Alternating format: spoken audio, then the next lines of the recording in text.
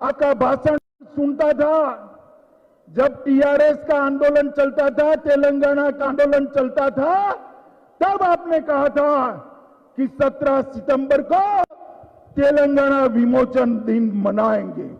माताओं, भाइयों, बहनों, कहा था या नहीं कहा था? जोर से बोलिए, कहा था या नहीं कहा था? भाई, मैं आज पूछना चाहता हूं मुख्यमंत्री जी को कि वो आपके वादे का क्या हुआ? क्या हुआ?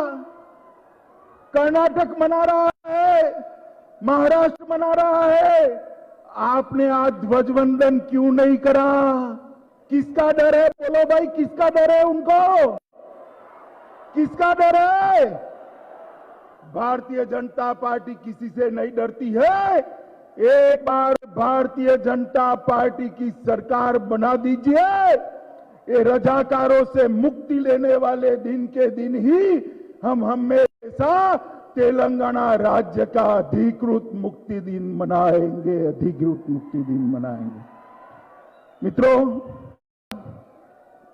मोदी जी का जन्मदिन है। मैं आप लोगों को एक समाचार देना चाहता हूं कि आज देश भर में कोरोना के खिलाफ सुरक्षा के लिए एक बहुत बड़ा वैक्सीनेशन, बहुत बड़ा टीकाकरण चल रहा है। दोपहर 3 बजे तक देश में 1 करोड़ से ज्यादा लोगों को टीका दे दिया गया है और ये रात तक चलने वाला है। आज के दिन ही भारतीय जनता पार्टी ने, कई कार्यकर्ताओं ने सेवा के अलग अलग काम किए हैं।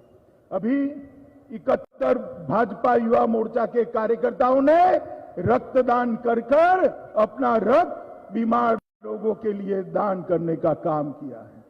अभी अभी धर्मपुरी ने अपने क्षेत्र के कोरोना से पीड़ित लोगों के लिए एक योजना जाहिर कर उनकी सेवा की, आगे बढ़ाने की बात की है।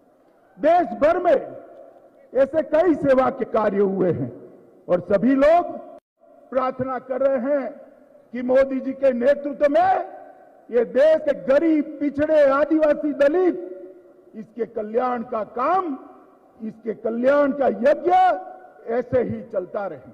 मित्रों, मोदी जी ने 70 साल की आजादी के बाद इस देश के 60 करोड़ गरीबों के लिए सरकार की दिशा मोड़ कर रख दी।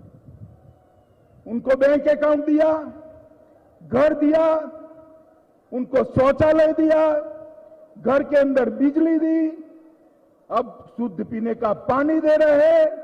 5 लाख तक का सभी स्वास्थ्य खर्चा प्रधानमंत्री आयुष्मान भारत योजना के तले नरेंद्र भाई ने देश के गरीबों को किया है।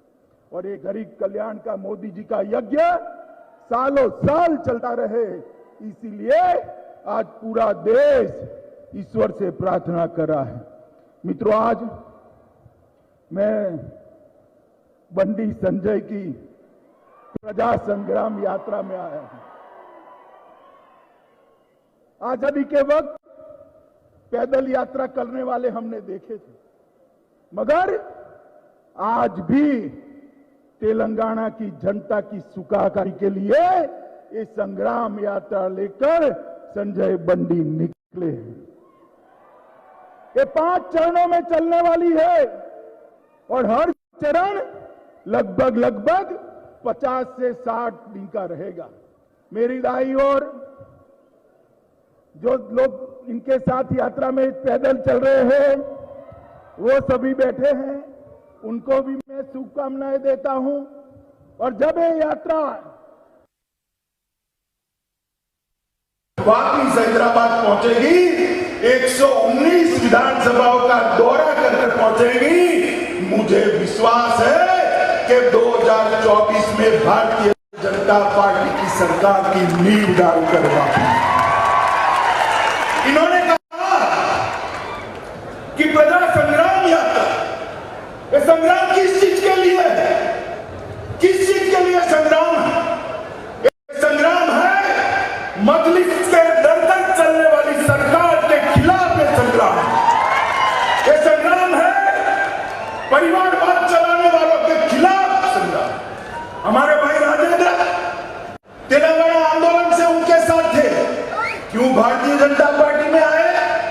क्योंकि वहां उनके लिए कोई स्कोप ही नहीं है। वहां एक ही परिवार का शासन चलता है, पिताजी, बेटा और बेटी।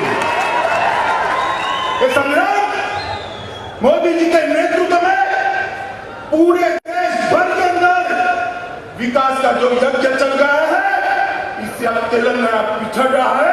तेलंगाना के गरीबों के लिए संग्राम, ये संग्राम तेलंगाना के आदिवासियों के लिए संग्राम, ये संग्राम तेलंगाना के दलितों के लिए संग्राम, और ये संग्राम तेलंगाना की माता और बहनों की सुरक्षा के लिए संग्राम। और मैं आपको बताता हूं, अगर कोई समझता है कि ओबीसी के शरण में जाने से हम बच जाएंगे, तो मैं बताकर जाता हूं, तेलंगाना की जनता आज से जागरूक हो रही है।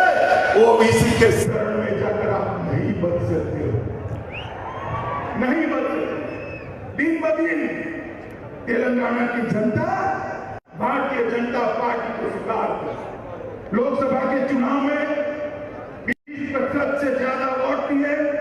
हमने करीमनगर, नजीमाबाद, आदिलाबाद और सिकंदराबाद 4 सीटें जीती और 3 सीटों पर हम बहुत नजदीक ताकत आए। 3 सीटों मैं बताता हूं आपको, अगले चुनाव में लोकसभा में सारी की सारी सीटें मोदी जी की झोली में तेलंगाना